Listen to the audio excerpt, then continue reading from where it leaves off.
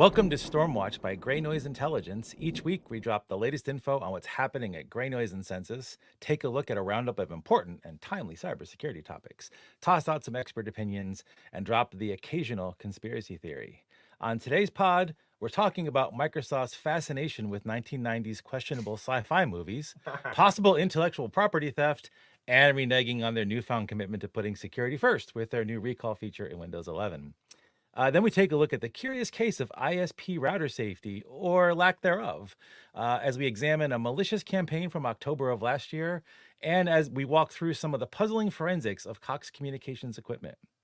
As usual, discussing all this with me are my co-hosts, Himija. Himija, welcome back to the pod. I'm happy And to be here. I'm going to play some background music as we go through our stuff. Do you guys recognize? Didn't think so. All you young people out there, this is completely wasted on you. Completely wasted. We probably need a minute. No, you should not from the beginning. This should be everyone else that's listening knows this too, which is terrible. I don't know why I'm leaning forward to hear it more because the speakers are literally it's got to be in the background anyway. So Himija, imagine that you have discovered a new element on the periodic table. What properties does it have, and what would you name it? So I had to think a lot about this one because I procrastinated on it, and so my element is procrastinium. PR. Ooh, I love it. It delays reacting with other chemicals until the last possible moment. Oh, it's glenium. And evaporates in the presence of motivation and deadlines. Oh, that sounds terrible. Yeah. That sounds like a great element. No, it doesn't. We don't need that. Pretty unstable. Put it back. Put it back. No, I love it. It's great. I that's awesome. Glenn, yeah, I was gonna make you go first, so now you can just say you were gonna think of that one if you want. I want to just say, oh, that was exactly mine, just for fun, but no. So I went a totally different direction. I'm going with oh my gosh, element, but I'm clearly I'm fine this morning. Julium is what I'm trying to say. Joule, and it unlocks infinite self-sustaining energy, perpetual energy. Wow. And then all of our wars and stuff can be over, and we can live a little longer? Question mark. All that's gonna do is just fuel the weapons to be always on. No, not in this make-believe world. It solves all the problems. Oh, so you're putting the make-believe, particle into the make-believe world. Okay, I didn't realize that. I mean, it's just as realistic as procrastinatium. Nailed it. We'll see. The only reason why this thing runs even remotely as smoothly as it does, and it usually does, because of our amazing Overwatch, Ashley. Ashley, do you have an answer for this? Helium, Healium, has healing properties capable of rapidly regenerating cells and tissues. It can cure diseases, heal injuries, and enhance overall health. That'd be cool, because right now we have someone on injured reserve, and I think that she could actually use some helium right now. Yeah. Emily. I am going to put mine up. I created one called Kevium. Its symbol is Kev. Great. Its symbol is I have to read it. Its symbol is Kev. It's a highly reactive, semi-stable element that exists in a constant state of flux between solid, liquid, and gaseous phases. Its atomic structure is tangled fractal-like knot that seems to defy conventional physics, much like the CVE process now. When isolated, Kevium rapidly cycles through random state changes, morphing between physical forms in an unpredictable, almost viral manner. And the constant mutability is what gives Kevium its unique cyber properties, which are data disruption. So its fluctuating state creates bursts of scrambled data and corrupted code sequences that can infect and disrupt any digital system it comes into contact with. System vulnerabilities. The fractal geometry of a Kevium atom resembles the complex attack vectors used to exploit software vulnerabilities. Trace amounts of Kevium to map out all potential exploits and vulnerabilities in a system. And finally, cyber regeneration. In an affected system tries to purge Kevium, the element can reconstitute itself from the faintest residual traces, making it nearly impossible to eradicate. You get bonus points for making that security related. Yeah, we all went much different directions. This is I very think true. we all understood the assignment though, for sure. Yeah, Yeah. I think we did a Yeah. great job. But now I'm going to turn off the music before we get like lawsuits.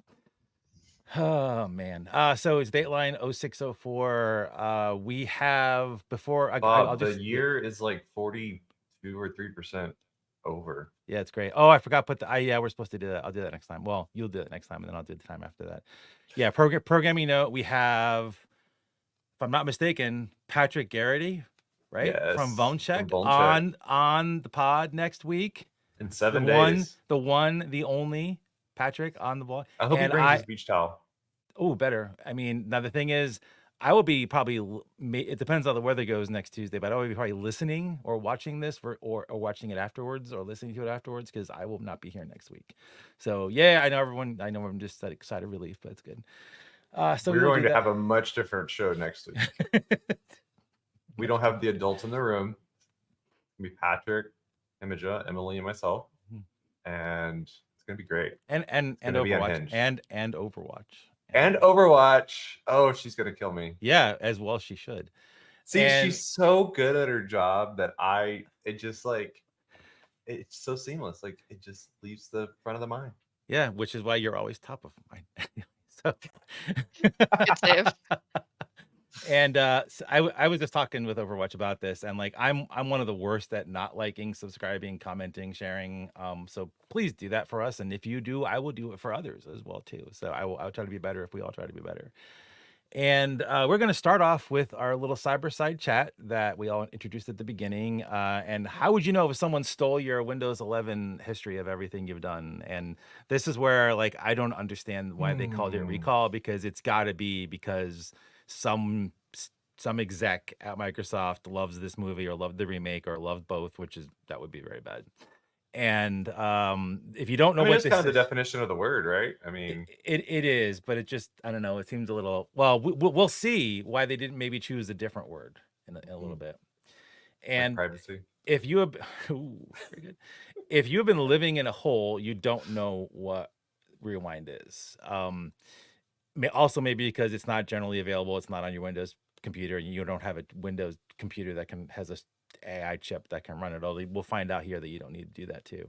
So what this is basically something that every couple of seconds, provided that the screen has not changed in that time, records everything on your screen, OCRs it, shoves it into a SQLite database, and then makes it searchable by you whenever you want to go back and see what you had on the screen at that moment in time. Incognito windows in browsers that it recognizes will not be recorded, and in certain browsers like Edge, of course, because it's Microsoft's like hacky, like info stealing and life stealing browser, that also, like, you can configure that in certain ways so it doesn't like record certain pages, but then Microsoft knows what pages you don't want recorded, which I don't know if I want Microsoft to know. So anyway, this whole thing does all this so you can record it. And you as someone who's an office worker might have this enabled by default and not be able to turn it off at some point down the road, so that your really terrible bosses that would do that can go back and look at whatever you're doing, because I'm sure it won't be private for organizations that are doing that. I don't trust my boss not to look. You should not. And the other features of it would be like locally, I believe it's turned on by default. You have to turn it off as a user. At least right now, it's in like preview mode. And I was going to read this, but I'm not, so you guys can read this in here. This is a text snippet from that page, but basically the whole thing is like it's going to keep everything you've ever seen on your system, and I think it's even going to transcribe audio at some point, and then basically it becomes completely searchable. And it sounds maybe okay, but I mean, like it's well, it depends. Like if you chose to do this, like if you said I want to do this and you did this, maybe it's okay. But because Microsoft said we think you need this when no one said I want this, then we'll see what's out there. So you do need and this isn't exactly true, because a Copilot Plus PC means it's got a particular chip in it. Kevin Beaumont proved that you can get this working without that, and I'm not surprised. And it's got some other system requirements that are on there, so it's going to eat up storage space that you may not want it to eat up as well. So again, you can turn it off, at least for now. That's on there. And we're talking about this. I don't think we would have talked about it really if Kevin hadn't done this. And so there's a blog post that he walks through it all, which basically he shows it's a plain text SQLite database that is in user land, and you don't need any kind of credentials to get onto it. Like if you're logged onto your system, you have access to the SQLite database. He wrote a cool little exfiltration utility for it for his own stuff. And the defense by everybody in Microsoft elitism is, well, I mean, if you're logged on, then of course you have access to everything. And we all know attackers never phish people and get user land access to computers. Like that never happens. So everything's great. It's like that's pretty good that we do that. There's only like 3 or 4 credentials floating around the internet, so Yeah, just a couple. it's fine. Yeah, nothing out there. And I'm not taking anything away from what Kevin did because he wrote a utility, but TLDR, like it stores everything app data. You're in % app data %. It's a local directory on your system.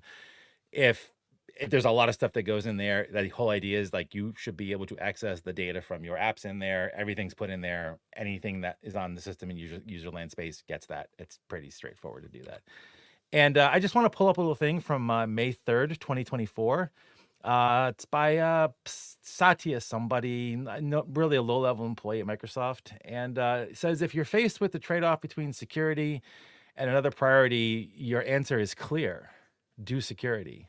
Which we're probably going to be reusing this graphic a lot from show to show, because he keeps using this word and Microsoft keeps using this word security, and Kevin just he proved that there's not even a hint of security associated with the recall feature. And before I turn over to my co-hosts, I'd like to point out that there's probably some intellectual property theft going on here. It's a strong accusation to make.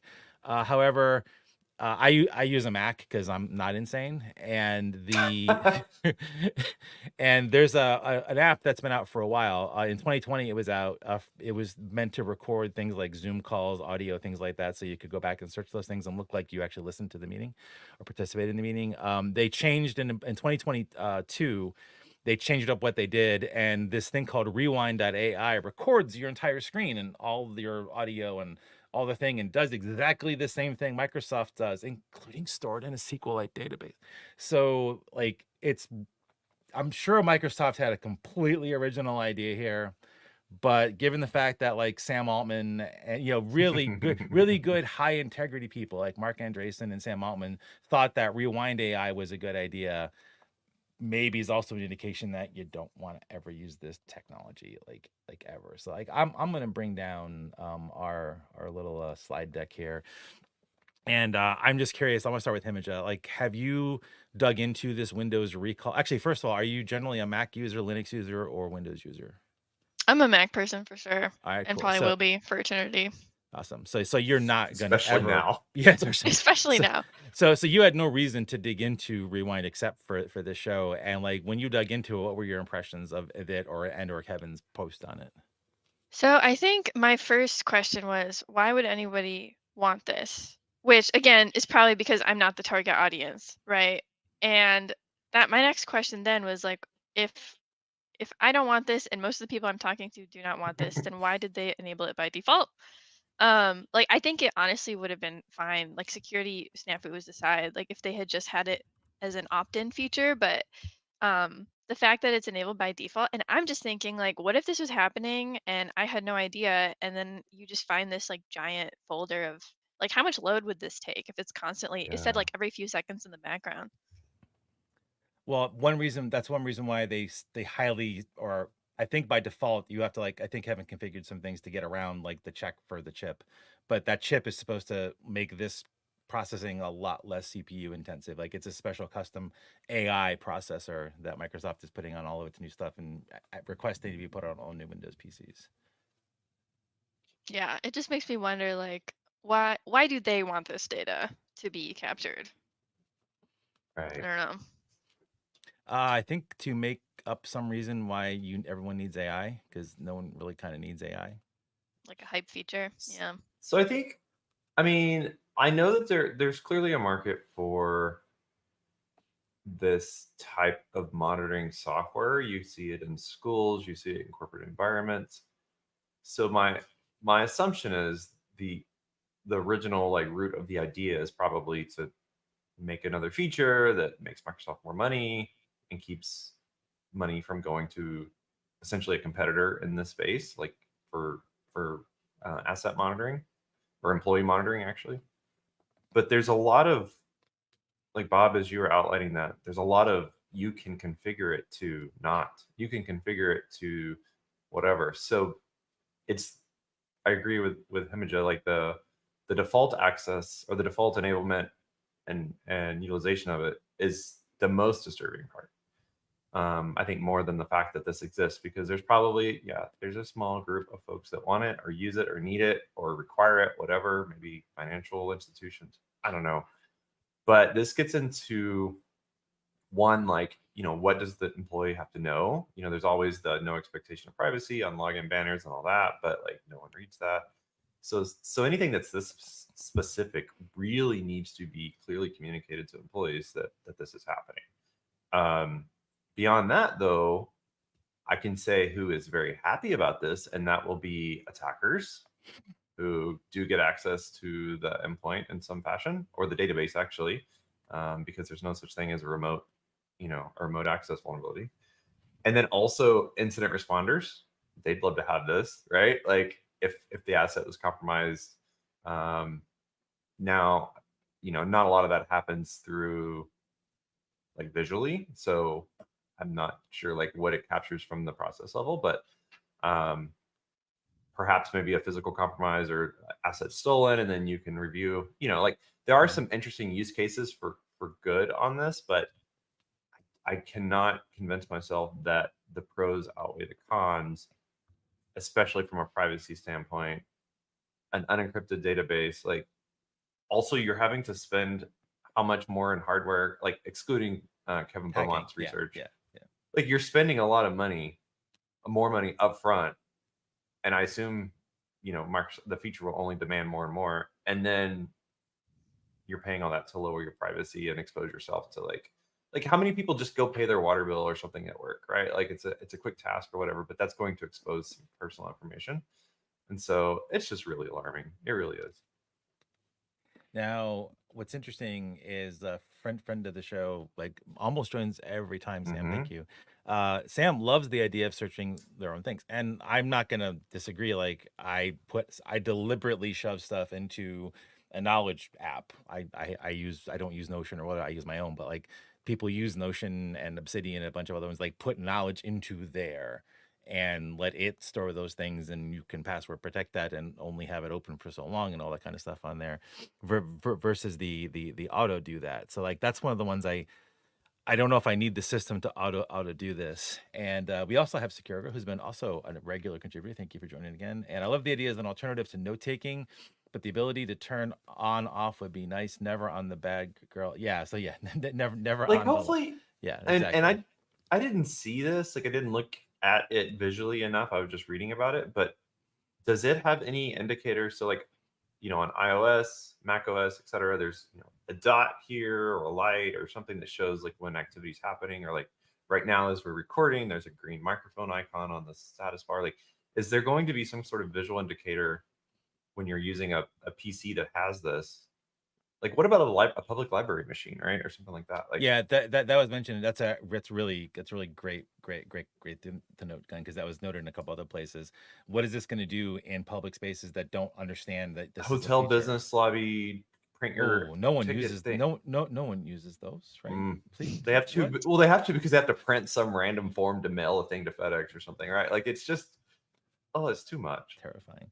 And occasional friend of the show, God bless Stalker, Sunshine, informed opt-in would have been more than fine. And I agree, and also give me utilities to ensure secure deletion of this stuff.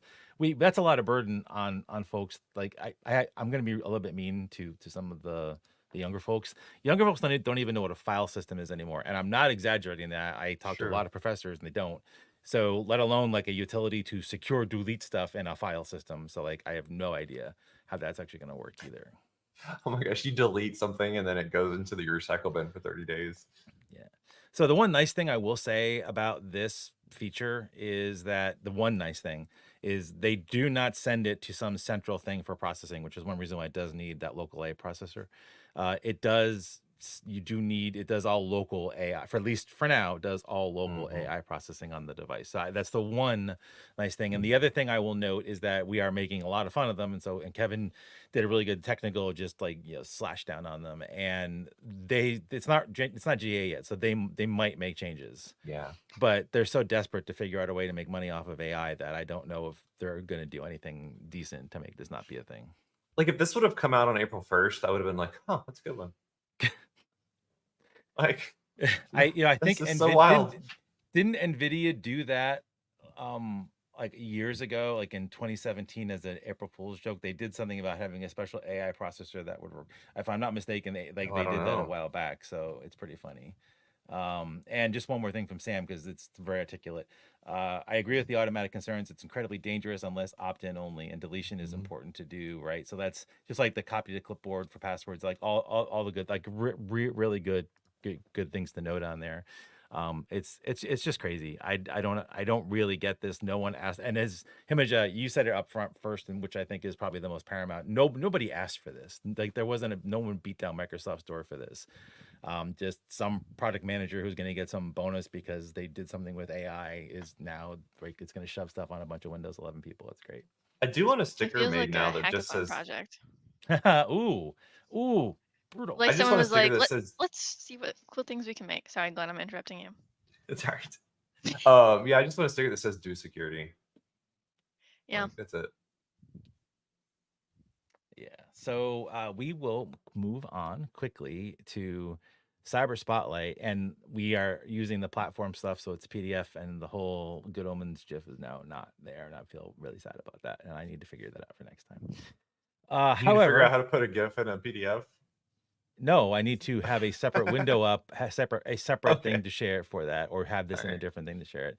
There are two really interesting related articles in the past couple of weeks that are all about ISP routers. And so we talk a lot about routers and basically access points on the show because they're kind of terrible stuff. And we're gonna talk about another one later when we get to different segments.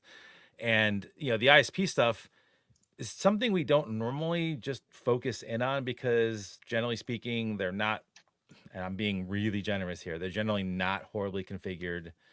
They're, unless you deliberately do something, they're probably baseline okay, most providers that are out there. And I was a little shocked by this one story on here. So just to really give a quick rundown on this one, because I want to talk to everybody about this one first before we do the second one. So this is a case. This was back in October of last year. We aren't getting details about it until now because the security team at Lumen are really cool folks. They're very ethical. They're very thorough, and they did a lot of investigation before coming out with the report. So good on them for taking their time, not being hasty, not doing things like release a POC for a vulnerability just because someone was a little late responding to things. Anyway, so over 600,000 small office, home office routers belonging to a single internet service provider. I'm not naming names right now. I may have left it in the bullets, but I'm trying to not name names for at least this one. Were taken offline in a destructive event between October 25th and 27th last year. Sorry, I typed it here wrong. The routers were rendered permanently inoperable, requiring hardware replacement. That's terrifying, which I want to talk to both the folks about here. Public scan data confirmed a 49% sudden drop in modems from the impacted ISPs. So I guess they're, first of all, I am curious how they were detected to begin with, what was public on on the routers to actually have those be visible by whatever scanner. There's a particular remote access Trojan that was identified. It did lots of cool things to obfuscate what it was actually doing, and we don't really know why it destroyed all the equipment that was out there. And multi-stage infection, and like the Lumen's Black Lotus Labs, they gave a bunch of IOCs, so you all should take a look at those in the report that we linked to because they actually have them on there. So I want to bring this down real quick. So oh sorry, I brought the wrong thing down. Wow, that's great. I totally did. Wow. I see This how is it what is. this is why the Overwatch should have control and not me. So first question is, like, how did we miss how did all of us, I mean, I know Glenn and I don't scan the internet. I don't anymore, and I know you do, but you're not looking at the specific image. Oh yeah, so this is one reason why I didn't see it, because I am getting old. uh I had no idea that Bill was actually going to be a support system for Glenn on this show. I did not know that. We have the ability to boot people, right? Actually, anyway, um, how do we miss this? Like, why wasn't this a thing? Why didn't this pop up everywhere? Why weren't we hearing stories about this like all last year? What 600,000 things stopped working all of a sudden? What's going on? That's befuddling me as well, especially since they were like, you would think consumers would make a hubbub about it and we'd hear about it. I have a conspiracy theory on why. Oh yeah, let's do it. Because a lot of the folks affected by this are rural or underserved areas. And You're making fun of my Maine? no, I'm just you're, saying you're making fun of the people that I live with or live around here. Is that what you just made fun of a whole class of people? Is that what you just did? there's just I didn't say anything. I'm just saying what gets attention and what doesn't. And so the I don't know, like I in my research there was a lot of like it was like was it the Midwest or Mideast or Midwest. Midwest? Okay. So think farming, think just smaller things that just don't get the attention, right? Or the other idea is how we all know how it is to call in for residential um troubleshooting For remote. any ISP troubleshooting. For any It doesn't ISP. matter what ISP it is, Glenn. They're all terrible. So if there was 600,000, they're probably just now correlating that there was an event that might be related. They're still on hold. Yeah, the thing that got me to because I did poke at this a bit more because I was trying to figure out how a public company could get away with not declaring this material breach. And like we've been saying for a while, we'll probably re-up this in the fall as we have fewer and fewer public companies, and we'll show more of this the SEC filings that the remaining ones are putting out probably later in the fall. This is a private company. It's a private ISP. They don't have to report anything. But this because like this is 600,000 devices that they have to be physically, and they were broken. They were busted down. They could not be reset remotely, and it's very unlikely that like people that have lives and don't do IT for a living are going to be able to deal with the modem reset, even if they gave good instructions to do it, because they probably wouldn't give good instructions anyway. So, but how do we miss? Like, how does and so I think the one so I'm saying how do we miss, and like one thing that I thought of that made it less conspiracy theory for me is like local news is dying everywhere.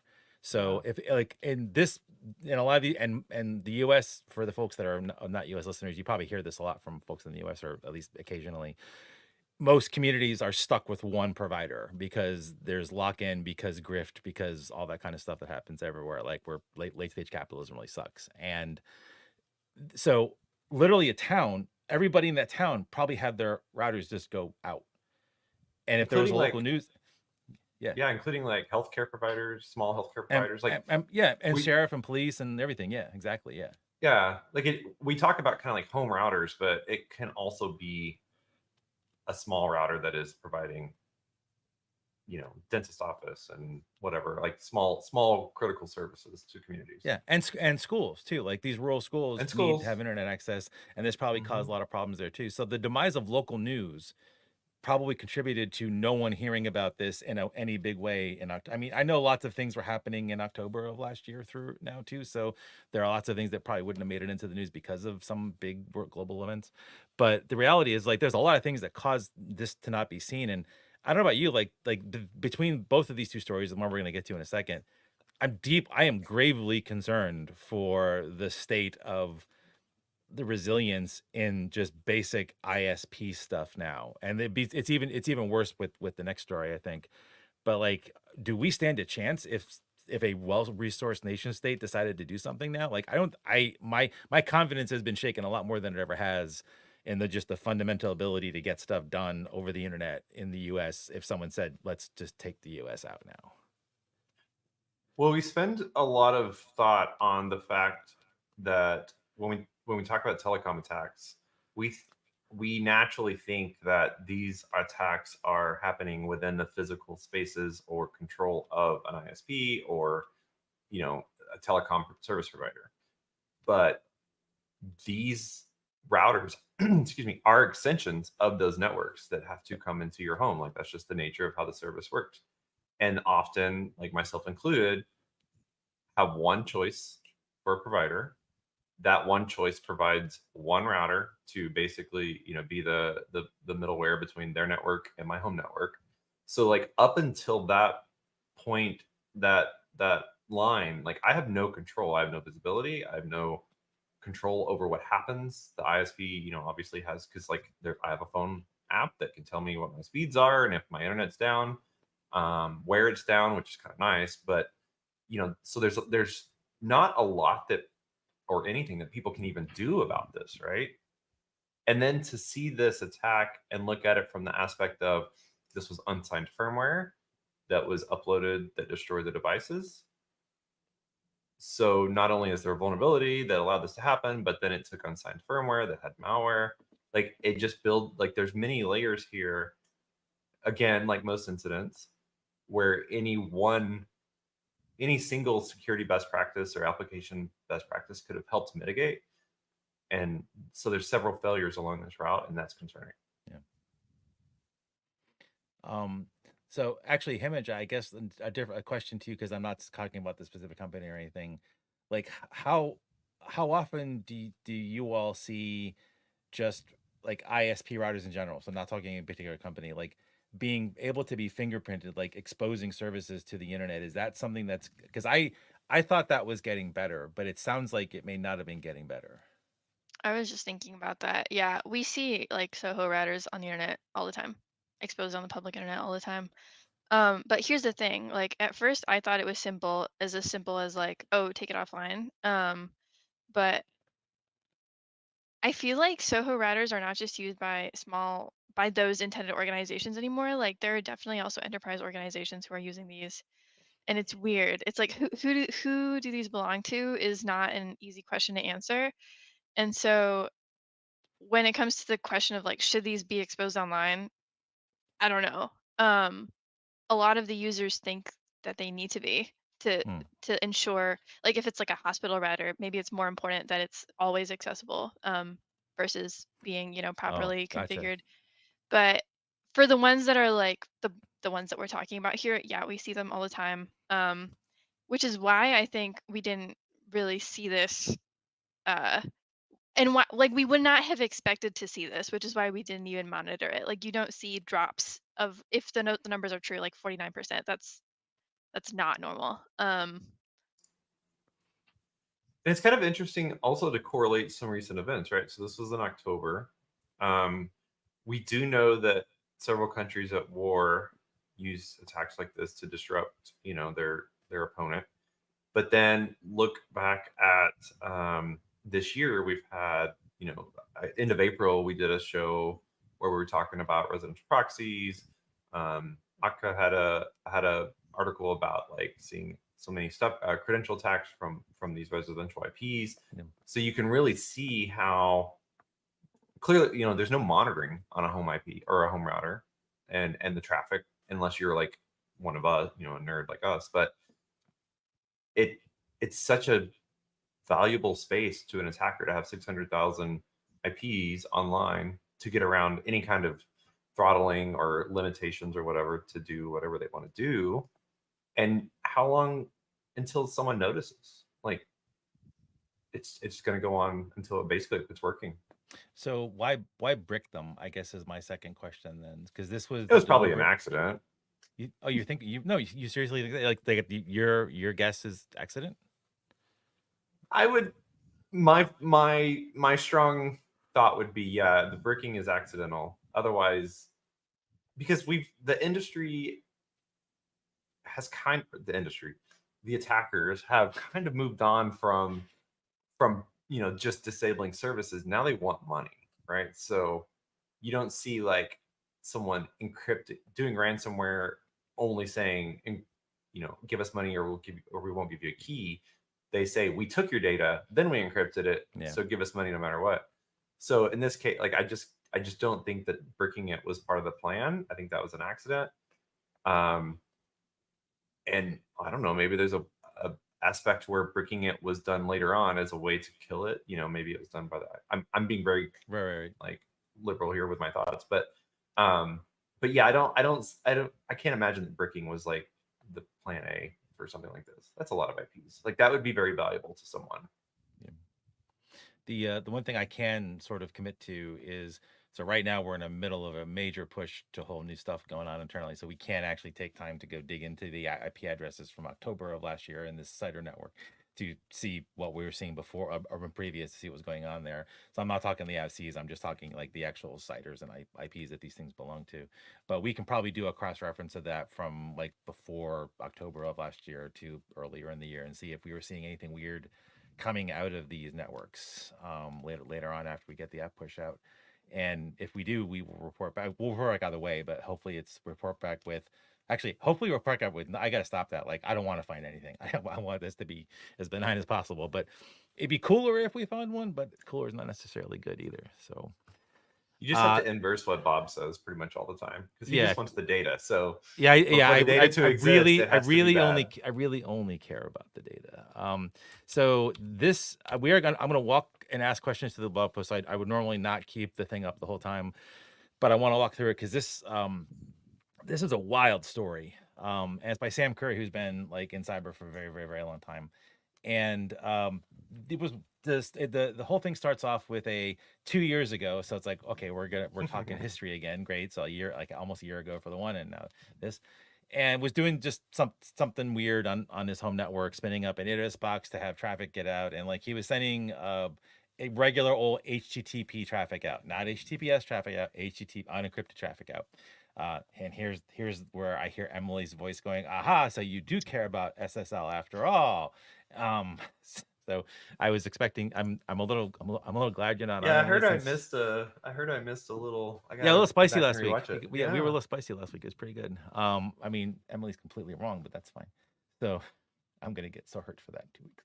The sent some requests out to see what he was getting on this test that he was doing, and then all of a sudden saw an extra request go back out from a different IP address, and that means that there was something. And he did a whole bunch of other diagnostics and did it all, whatever, and just did not. So this was and I have no problem saying this company because Sam says it over and again. It's Cox Communications.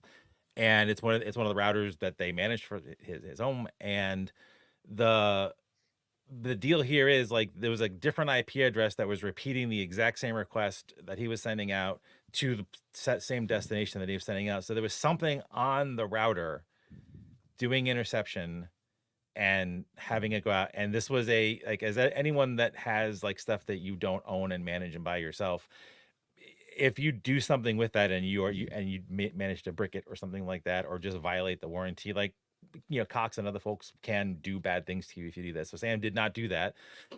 Asked if he could do forensics, and they said no, and so took it back and got it replaced, and then just went away. So that, I guess that first one is like, I just wanted some reactions for you because like the story goes in a whole different direction after that. But this is the Cox Communication Management router modem thingy. There's something sitting on it that's now intercepting and redirecting stuff to a different place. Now, granted, it's only HTTP, not HTTPS. So this is an argument for Emily's let's be SSL everywhere. And what kind of confidence does that give you in the router that you've got in your houses right now? I mean, not great. What's funny is I don't even actually know like what brand, because what I have is white labeled with the ISP, so I'm not like, I don't even know what brand it is, right? To even go dig into it. Now I can log into it and see, but like, what's the point? I'll bet Hemingway can tell you what brand it is because it's probably exposing for. I'm just kidding. Yeah, probably. Yeah. Well, even if it is, it'll be a good blog post, apparently. So like, but this is kind of scary that like this is 2 stories now, and like again, they're not ancient, but they're older. This one gets newer in a second, but like, how safe are these things that everyone relies on for internet access and to do all the things we need to do and to now do access remote work like we all need to do? So that was the point I was about to bring up, was you can see the evolution of attacker focus, right? So enterprise, then we have COVID. People go home, then the attackers switch to VPN, edge devices, and start teetering on more endpoint attacks. And then lots of folks have stayed home or hybrid or whatever. So you can see the kind of the scope creep essentially of the landscape. And now it's coming, like, it sounds so crazy. It's coming to your home. It's coming to your door. They're literally knocking on your door trying to get in. You just can't see that door because it's about this big, in a closet. But so this is something that the industry should put some eyes and attention and resources towards. The White House has the safer, I forget what it's called, but it's essentially like the Energy Star label for secure devices and stuff like that. Oh yeah, everyone's going to promise to do better and actually make security a priority. Let's talk about that. So let's put that in there, and maybe some AI. Maybe that. So security sticker. So I would encourage everyone to look at the first, you can whatever. We are not going to dig into the details because Sam does an amazing job kicking through all the really cool details about and it ends with a question mark for that first section though. Get handed over the evidence, whatever, because it's like, give it up, yeah, fine, whatever. So we're in 2024 now, almost 3 years later, and he was talking to some friends and he's showing some stuff to friends, and they were talking about things as they do, and they were saying, hey, that looks like I can do this. The DGA. Help me out. My brain's going crazy. Image. I'm the domain generative. I'm breaking my head now. I can't do that. You broke me. I don't even. I have no idea what you're talking about. Yes, DGA. So these anyway, it looks like they were. Yeah, it was DGA. Like they were generated domains basically, and so of course he has friends that can see dynamic generation. Dynamic. Yeah, thank you. My brain is just not working for long COVID and no sleep. Thank you. So and he decided to take a look at some stuff as well too, as a result of that. So he was looking at the router and decided that he would try to do some stuff with the router. And what he did is he basically did Burp Suite. So and Burp Suite, anyone can use Burp Suite for free. The community edition is really powerful. It's worth paying for too if you can afford to pay for it, or if your work can pay for it. They should definitely do that. It's a great tool. And basically started to do some fuzzing of the API endpoints for the Cox communication modem and this is literally what everybody's router modem is. If they get upgraded, it'll be this one or some version of this one that they all have on there. And the really terrifying part of this is he just did basic like Sam's smart. He could do really, really good stuff too, but this was just the basics that you would learn after doing some cool forensics classes or doing some cool stuff at one of the Black Hat DEF CON any of the training sessions there as well too, or any of the villages that do this kind of work. So you'd come away with the basic skills to try to do something like this as well too. And it basically turns out that he was able to enumerate every single device in the Cox's inventory. The one example is great because he basically looked up all the FBI's stuff too, which I thought it's great that I'm not sure I would have done that as one of the things I did, but hey, whatever. Discovered the Swagger endpoint by doing fuzzing as well too. And then basically came to the conclusion, and I want to see you guys. I'm going to turn this off again. Is he was able to make changes to any router across Cox Communication by fuzzing the API. Now, Cox Communication swears that this was only something in this 2023 release of the API. They combed through their extensive logs. Pausing for a second for effect. And said, "Oh, nothing. Just nothing up. Nothing to see here. Thanks for catching this. Really appreciate it." So if we, and I'm not about to try this on Comcast because I don't want to be devastated by knowing how bad Comcast security is. So this is Cox Communication is not small. They are huge. There's a ton of these things out there. They protect it. They literally are the first line of defense for everything that's out there for those things. And Sam's smart, but did just basic stuff. This wasn't rocket science stuff. It was smart stuff, but it wasn't rocket science stuff. It didn't require nation state level practices to go do this. And I got to tell you, between this story and the previous one, I am desperately afraid for what we're about to happen in November in the United States. It is a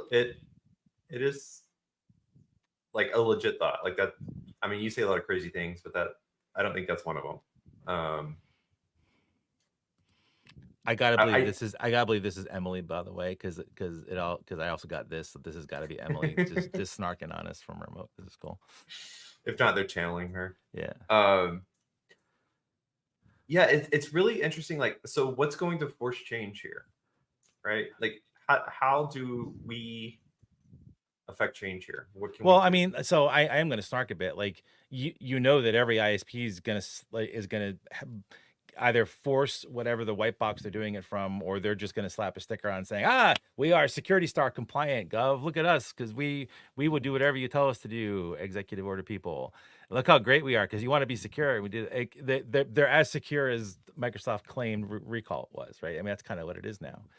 And like, I don't want to leave everybody like going like, oh, we're screwed. Like, I don't know what to tell people to have this be better, because even me, so Mike, just for like I will disclose my configuration. I have a Cisco router that Comcast, it's a small bit, like I have a small business plan for them because it's Romania, you have to do that here, and it's in pass-through mode. Like, it doesn't do anything but like provide a connection out to the WAN so that my local like Unify Security Gateway Pro does all the actual like brains of the stuff.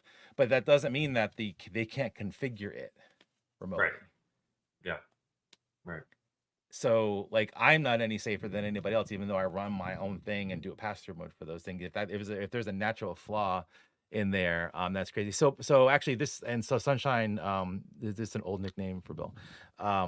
Because he brings so much sunshine in. He brings so much sunshine into everybody's life with his conversations, and it's the opposite of that. Sort of like Glenn. Anyway, so so he has the EU banned all default passwords. So this has nothing to do with default passwords.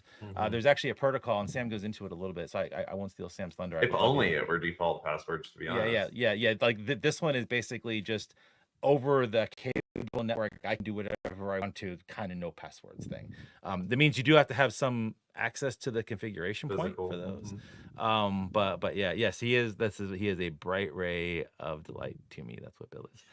So like, do we have anything we can tell people here? Like, short of become your own ISP, which is literally not, like, I don't even want to do that. I think I could do it. I think I'm still somewhat technical enough to do that still, but like, no one can just do that. What's the solve? Like, there's nowhere to like we were saying earlier, there's no way to monitor for average folks. There's no visibility. Like, I honestly don't know. I mean, how can you even check for signs of things happening unless you dig into it like Sam did, or you're going to have to, do some sniffing between your router and out egress of your network. So like, who's going to do that? Like, grandma's not. Hemija, any hope for people?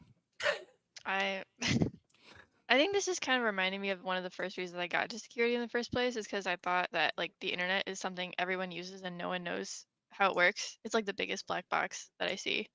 And when it comes to the home, yeah, I don't know. Like, I think the most that I have ever heard someone explain a router who is non-technical is like, you press this button to reset it. So I feel like maybe the thing to focus on is not the physical device, but the web-based admin pages is the only thing that we can really see. Like, how do we make those better? How do we make those not exposed to the public internet? But dot dot dot.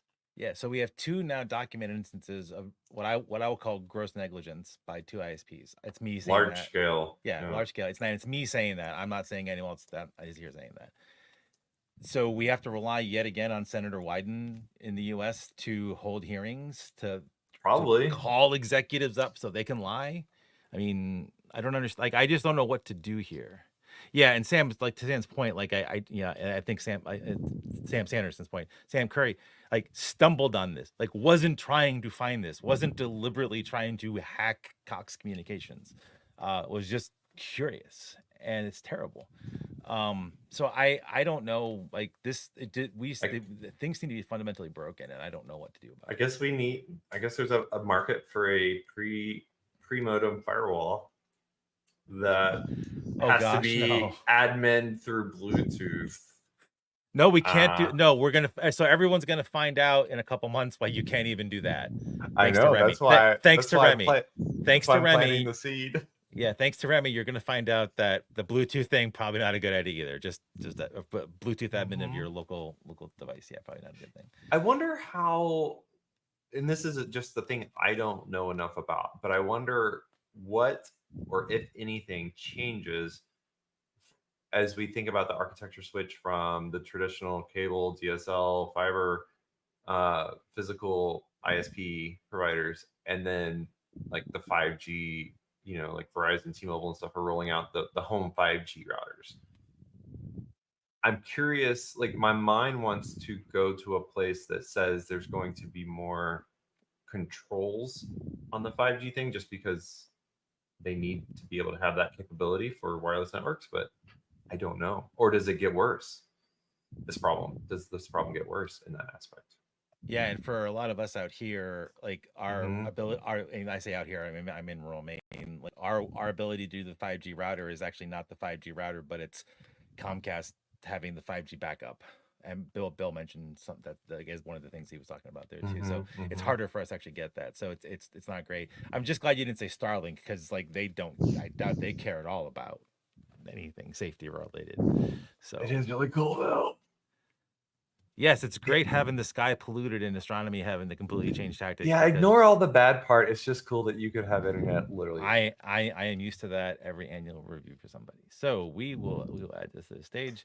And for tool time, really quick, we're not delving into it because you are going to do it yourself.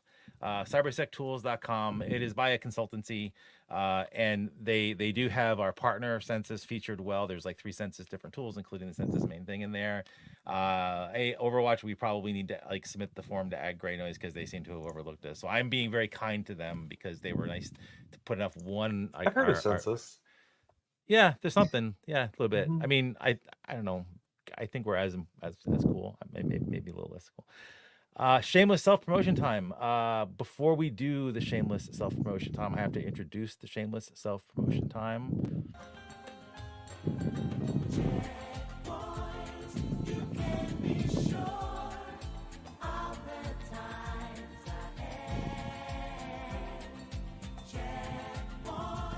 I hope Emily's listening and has audio on. Full blast. So they're securing the internet, or are they, Imogen? I believe you wrote this post. I did. So yeah, this is from I believe last week. There is a arbitrary file read 0 day in a bunch of checkpoint VPN gateways, which the quintessential question for all of these is how bad is it? This one is a little bit nuanced, but we do see nearly 14,000 of these online, so that's not great. But we will have a post. This post is great, and we have an updated post going out sometime today or tomorrow where we look at things that might actually be potentially vulnerable and where they are. Dun dun dun. I was just trying to find. I was just bringing it up, and I was hoping to have the map, but there's no map. There will be a map in the next one. Cool. Everyone should check that out. Spoiler alert. Wow, Bob is asking for a map, and I want everyone to know that every time I ask Bob to generate a map, he does not. That's because I actually like Himija and Emily. Yeah, okay. So just throwing that. I think I interrupted you, Himija. You were going to say something else. He's good at that 3 times today, by the way. That's good. I know. I don't know if we're delayed or what, but it's okay. I'll get revenge. I know. I think I've also interrupted you, so we're even. Someone keep a tally. But my spoiler alert was that most of these are in Japan, which I think is interesting because I don't often see them at the top of the country list. Is that because of the quantum? The quantum, because these were all the quantum checkpoints. They were all the quantum ones, yeah. A lot of them are on NTT. So it kind of means that the checkpoint sales rep for NTT in Japan is way better than all the other sales reps for this new quantum technology. Is what that means. Give them a medal, yeah. We'll have a Bob Greynoise too. We'll have a post out about this. That's more level Ron's setting. Working on it. We're level setting, right? We're level setting. Yeah, Ron is. It's more of a kind of what's happening, what we're seeing from it, because this isn't breaking news at this point. but it's interesting to see some of the variations of exploitation attempts that we've observed. And yeah, level setting is a good word. Like we're tamping it down a little bit. It is a thing that folks should be concerned about. As will happen, it's gotten a little hyped through reporting, we feel. So we're just kind of trying to level set a little bit with that. Cool. With what's actually happening right now, because it's not quite like plug and play exploitation. So this But will be still go going. fix it, please. So is Don't that delay. so? Is that coming out on the main blog today? Yeah, or it should be on the main blog okay, today. Cool. Mhm. Yeah, so check that out, everyone, when it does. We have some tags. We do have a tag for the checkpoint one. We will show that in a second. We also have some other this apparently modems suck. Apparently, like routers and modems are just terrible Modems things, and and no routers one should are have them. So having a Linksys and moment. Zixel, however you pronounce it, terrible things. I do want to call out some really weird stuff that we are seeing. We don't have these all the time because attackers are pretty stealthy and do things in interesting ways. There are two interesting tags. One is the Drydex tag, and it's a J3 based signature, so it's kind of decent, like in terms of like it's a very good signature to kind of hit off of. And the other one is TrickBots. It's another J3 inbound signature as well too. And we have caught both of these coming in relatively the same IP addresses. It's not the exact same between them because that's because of the internet. And then, but interesting sources like Indonesia was one of the top places for this, which is not a thing usually for something like this out there too. Bank like old school banking Trojans 2020 2024 both hitting scanning the internet. What like That is interesting. did we time travel to like 2010 or something? Like what's going on here? Well, the good news is, I don't have good news. I was just gonna make a joke about recall, like talking about people having access to endpoints. Like, I mean, here they're intercepting your with these malware variations. They're intercepting your banking information or changing the page that you're viewing, so it looks fine, but it's not. Like, it is a blast to the past. They probably looking for crypto. Yeah, any like have you heard, because I know Census, you maybe watch some of the boards more than we do for some of this, and you have a lot of customer inquiries for different things. Anybody talking about like TrickBot or Drydex? No, we don't talk about the old CVs very often, which is a problem in and of itself, or the old things in general. Okay, now that was a good dig. Like that was an absolute wow. I mean, she's good. You are wow. This is We got some short-term memory loss happening, but yeah, this is good. Yeah, this is great. So watch what's going on, folks. I mean, this is like a 13-year-old, well, more than 10-year-old. Yeah, I know. Like It's malware. just really odd. It's just really odd that we're seeing it. So just keep your heads up, folks, because this isn't great. And but we are also going to talk about Next thing you're going to tell me is there's a 2017 CVE added to Kev. I can't imagine why you might know that. And there was no addition to Kev yet. We should get to Kev's quick so I can make sure that's a thing. We're going to talk about checkpoint again, so I'm going to just take another second to firewall to do that. And we have seen a spike in hits against this particular quantum gateway CVE. I just love the quantum part. I just think it's so silly. So and it turns out that the vast majority of the 800 that we are seeing are Alpha Strike labs. And all I'm going to say right now is we are having some internal discussions because this is an actual vulnerability. Like they're exploiting, they're doing the information disclosure attempt, and that crosses a line generally with us at Great Noise. So we're having internal feels and internal discussions about this, about the state of benignness of Alpha Strike Labs. So we will get back to everybody on that one because we're not thrilled about this one. And it's not as bad as remote code execution, but maybe come up with better ways of identifying the equipment.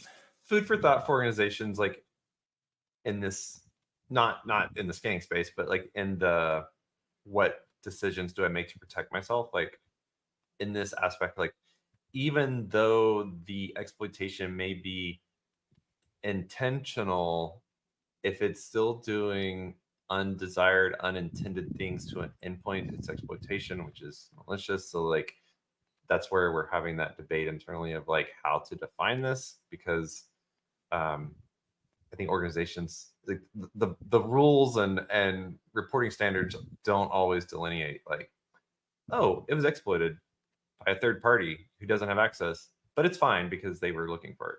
All I'm going to say is that we have a representative of another benign scanner with us right now who doesn't do things like this. So I kind of hold them as one of the gold standards for this particular space. So be more like Himija and Census if you're going to do scanning on the internet, because they know how to do it right, and apparently some folks just don't. So it's not a good thing. And we'll have more information on this on the blog today too. Yeah. I might argue that you might want to actually take our benign block for this particular actor and maybe not let them scan your perimeter, but that's just me. Agreed. Kev, I'm not going to refresh because it was like 30 seconds ago. There was no new one, so it's been one whole day. There's been a number since last week, and yes, the last one was a 2017 CVE. The only thing I will say here is good on you. Good on you, Sissa. Good on you, Todd. Because normally I talk smack like when we are ahead of you and you are behind. We are now behind you. You caught the exploitation of the 2017 vulnerability finally, like because you didn't catch it either before. We still do not have his tag as far as I know for this one, so hopefully we'll be cranking on that one pretty soon. Makes the world go round. Yeah, it's not great. It's not great. New song? I gotta find one. I'm not making one. No one wants me to sing. Nobody wants me to sing. Trust me. Cool. Hemant, thank you so much for joining the team permanently. Thank you. I'm excited to bully all of you. And I expect you to do double the duty for Glenn next week, since I will not be here to make sure he's kept in line. Oh man, next week it's gonna be it's gonna be great. I'm a little terrified of next week right now. Just not gonna lie. Ashley, we need to do some scheming. Crypto miners, heart, old bugs. That is very true. That is very, very true. All right. Well, everybody, thank you for tuning in to the Gray Noise Podcast. Remember, stay curious, stay safe, and keep those packets clean. Until next time, may your logs be clear and your threats be minimal. Catch you next week, Cyber Warriors. Oof. No, don't minimize your logs, please. Bad advice.